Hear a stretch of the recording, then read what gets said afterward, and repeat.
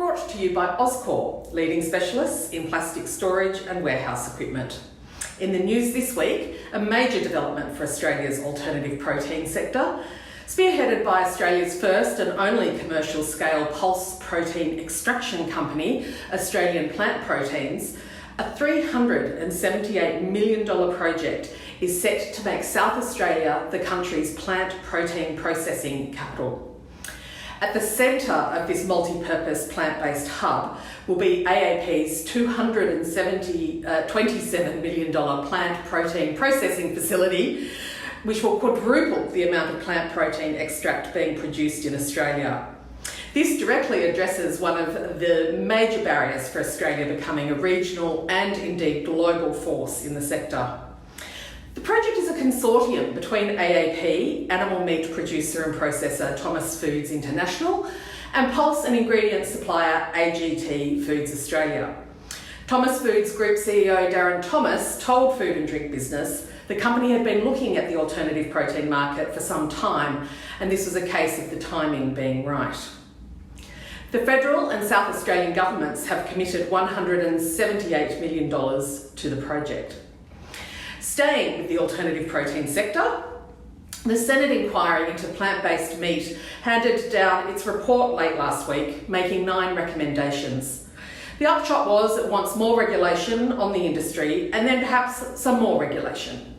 This is despite the industry already being subject to all the regulations required of any other food product and ingredient in the country. One of its main bugbears was about plant-based products using animal imagery and on packaging, consumer confusion and product placement in supermarkets.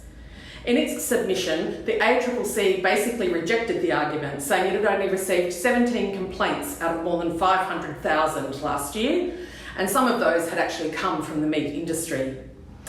The Greens released a dissenting report which questioned the motives of the inquiry and even worked in a John Belushi reference. With what feels like most of the eastern seaboard underwater, it seems appropriate that one of our largest supermarkets has taken to the air for deliveries. Coles has partnered with on-demand drone delivery service Wing to offer customers more than 250 of its most popular grocery items to be delivered by drone. Only available in Canberra at the moment, and if you're like me, old, and giving this quite the side eye, Wing made more than 100,000 deliveries last year. Now, Mardi Gras season is underway in Sydney at the moment, and there are many food and beverage companies showing their support. Some of those include Lion, whose Little Creatures is the official beer of Mardi Gras for the next 3 years. Endeavour Group has released its Loud and Proud drinks range, developed by its exclusive arm, Pinnacle Drinks. There's 6 in the range, with the beer and seltzer developed with Brick Lane Brewing. Darryl Lea has renamed its Licorice All Sorts range to Darryl Lea Loves All Sorts, and also partnered with the Lip Lab for a special pack available online. And Skittles has released its annual Pride Pack with smart packaging that's directing consumers to its charity partner, -18. All are partnering with LGBTQIA+ organisations, and well, with so much else going on in the world at the moment, it's quite a nice thing to see. On the podcast this week, I talked to Ray Henley, the CEO of one of Australia's biggest convenience and ready meal companies, Beak & Johnston.